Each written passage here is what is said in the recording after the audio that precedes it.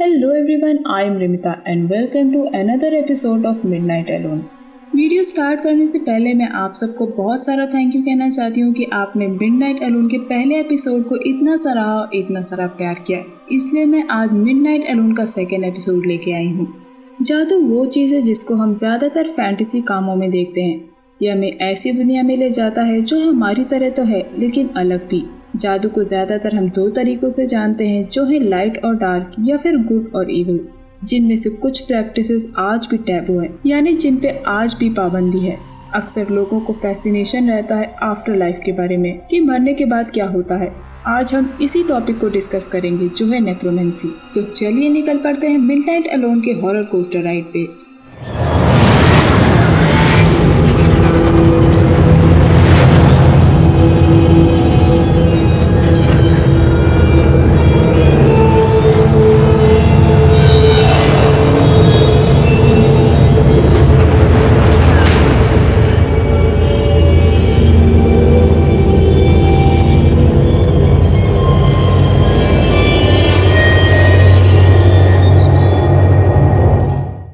Necromancy एक भयानक तरीका है जिससे हम भूत प्रेत, किसी मरे हुए या उसकी कब्र या उसकी दुनिया के पार जाके मैसेज के थ्रू बात कर सकते हैं। दोस्तों, आगे बढ़ने से पहले मैं आपको नेक्रोमेंसी के बारे में बता दूं। नेक्रोमेंसी शब्द को ग्रीक वर्ड नेक्रोमेंटिया से लिया गया है, जिसमें नेक्रोस का मतलब होता है डेड बॉडी और मेंटिया का मतलब होता है डिवाइनेशन, यानी भविष्य के बारे में पता करना। ये एक जादुई प्रोसेस है जिससे हम मरे हुए को वापस इस जीवन में ला सकते हैं। इसके जरिए मरे हुए से कांटेक्ट किया जाता है, उनकी स्पिरिट को समन किया जाता है ताकि हथियार के रूप में उसको इस्तेमाल किया जा सके। ऐसा इसलिए किया जाता है ताकि आफ्टर लाइफ के राज को जाना जा सके। नेक्रोमेंसी को भविष्य जानने, अनसुलझे रहस्यों को जानने के लिए इस्तेमाल किया जाता है। मरने के बाद आत्माओं का कनेक्शन इस दुनिया से नहीं रह जाता है और ऐसा माना जाता है कि पास्ट, फ्यूचर और प्रेजेंट उनको पता होता है और उस पर उनका पूरा कंट्रोल रहता है। इस जादू को करना आज भी कई देशों और धर्मों में मना है, लेकिन कुछ देशों में जहाँ से इनकी शुरुआत हुई वो है ग्रीस, पर्शिया, रोम, बेबीलोनिया जैसी कंट्रीज। इस जादू को शेमनिस्ट से कंपेयर किया जाता है। शेमन्स वो होते हैं जो स्पिरिट वर्ल्ड से कांटेक्ट कर सकते हैं। नेक्रोमेंसी ज्यादातर चुड़ैलों और जादू टोने से जुड़ी होती है। पुराने समय में शक्तियां पाने के लिए नेक्रोमेंसी का इस्तेमाल करने वाली चुड़ैलों की कई कहानियां हैं। माना जाता है कि वो आत्माओं के साथ काम करती थी। यादगार कहानियों में से एक सेक्टस पोम्पी की कहानी, जिसने रोमन पोएट लुकान्स एपिक में एनरिक थो की मदद मांगी। एक थेसिलियन चुड़ैल जो भयानक और खतरनाक दोनों रूप से जानी जाती है। उसकी ऐसी इमेज के बावजूद सेक्टस सिविल वॉर के रिजल्ट जानने के लिए बेताब था। एनरिक थो एक नेक्रोमेंसर थी जिसने सेक्टस की मदद के लिए कब्रिस्तान में एक घर बनाया ताकि वो मरे हुए से बात कर सके और वो सेक्टस के सवालों का जवाब दे। सेक्टस और वो विच एक बैटलफील्ड में गए ताकि उनको एक ऐसी लाश मिल सके जिसका गला और लंग्स ज्यादा डैमेज ना होने की वजह से वो बोल सके, और उनको ऐसी एक बॉडी मिल गई थी। वो दोनों उस बॉडी को लेके उसी कब्रिस्तान के घर में आए। इसके बाद विच ने रिचुअल शुरू किया जिसमें उसने हर्मीस को बुलाया, जिसको गाइड ऑफ डेथ बोला जाता है, और उसके साथ कुछ और आत्माओं को बुलाया जिसमें वो सफल रही। और उस विच ने उस सोल्जर की डेड बॉडी को वापस जिंदा कर दिया जिसने सेक्टस को उसके सवालों के जवाब दिए, जिनमें से सेक्टस की मौत का सवाल भी शामिल था। ऐसी खबर सुनने के बाद भी सेक्टस खुश था क्योंकि वो अपने भविष्य के बारे में जानता था। नेक्रोमेंसी के रिचुअल इस लोक या उस लोक के होते हैं। ये उस पर्पस पर डिपेंड करता है कि वो किस लिए किए जा रहे हैं। इनमें ज़्यादातर तावीज़, कैंडल, सर्किल, छड़ी या भस्म यूज़ किया जाता है।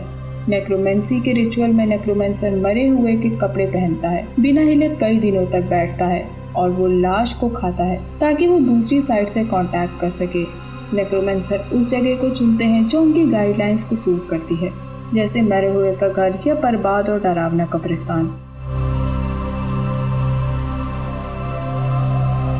आज भी ऐसी कई जगह हैं जहाँ नेक्रोमेंसी प्रैक्टिस की जाती है।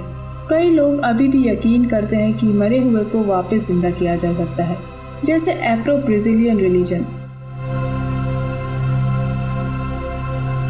एंशिएंट ग्रीक में एक प्रैक्टिस है जिसको नेकिया कहा जाता है, जो एक रिचुअल है जिसमें मरे हुए को बुलाया जाता है ताकि वह फ्यूचर के सवालों के जवाब दे सके। इसका एक एग्जाम्पल है होमर्स ओडिसी, जिसमें पावरफुल सॉर्सरर्स एक सर्किल बनाता है जिससे कि मरे हुए से कांटेक्ट या उनको जिंदा किया जाता है। इस सर्किल ने ओडिसी, जो कि इस स्टोरी का हीरो है, उसे कई मंत्र सिखाए। उस सर्किल ने उससे कहा कि वो दूसरी दुनिया में ट्रैवल करके नेकिया परफॉर्म करे ताकि वो अपने घर वापस जा सके। ओडेसियस को कहा गया कि वो प्रॉफिट टेरेसियस की स्पिरिट को जगाए और इस रिचुअल में उसने अंधेरी काली रात में आग जलाई और एक जानवर की बलि दी ताकि उस जानवर के खून को उस स्पिरिट को पीने के लिए दिया जा सके। इसको करते वक्त ओडेसियस वो मंत्र पढ़ता है जो सर्किल ने उसे दिया था।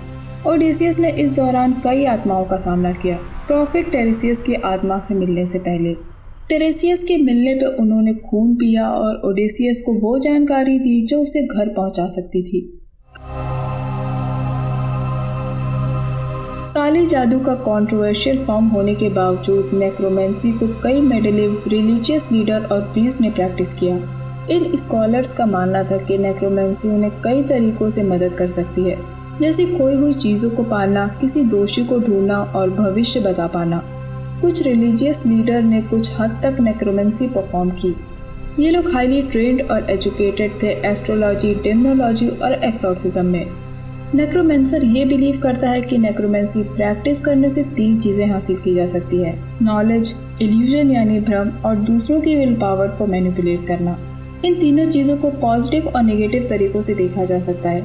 अब इन प्रैक्टिसेस पे विश्वास करना या ना करना ये आप पे है, लेकिन नेक्रोमेंसी आज की कहानी को प्रभावित करती है।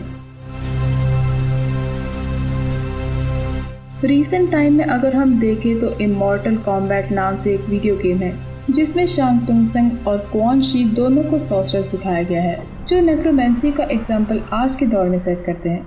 दोस्तों, गेम्स पे मैंने एक वीडियो बनाया है जिसका लिंक डिस्क्रिप्शन में दिया हुआ है, आप वहाँ से जाके वो वीडियो देख सकते हैं।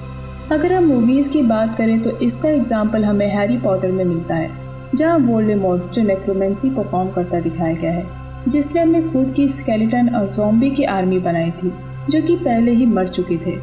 अगर आप चाहते हैं कि वोल्डेमॉर्ट की नेक्रोमेंसी पे एक मैं सेपरेट वीडियो बनाऊं तो कमेंट पे HP लिख दीजिएगा, मैं समझ जाऊंगी।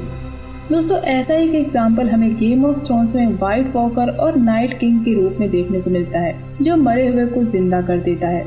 अगर हम मार्वल यूनिवर्स की बात करें तो ब्लैक पैंथर मूवी में टिचाला की बहन सूरी के पास एबिलिटी है कि वो मरे हुए को जिंदा कर सकती है, लेकिन वो कोई विलन नहीं है। नेक्रोमेंसी का इंटरेस्टिंग एग्जाम्पल है डॉक्टर फ्रैंकेनस्टाइन, जिसको नेक्रोमेंसर माना जाता है, जिसकी कोई इविल इंटेंशन नहीं थी। नेक्रोमेंसी को किस तरह से यूज करना है ये पूरी तरह से उसको परफॉर्म करने वाले पे डिपेंड करता है। उम्मीद करती हूँ आपको इस वीडियो से कुछ अलग जानने को मिला होगा। जिनको अभी तक नेक्रोमेंसी के बारे में नहीं पता था, आई एम श्योर कि अब वो जो भी स्टोरीज देखेंगे वो नेक्रोमेंसी के एग्जाम्पल को नोटिस कर सकेंगे। दोस्तों, अगर आपका कोई फेवरेट नेक्रोमेंसर है तो आप उसे मेरे साथ कमेंट सेक्शन में शेयर कर सकते हैं और मुझे बताइएगा कि आपको ये वीडियो कैसा लगा। तो दोस्तों, चलिए मिलते हैं मिडनाइट अलोन के एक और इंटरेस्टिंग वीडियो में।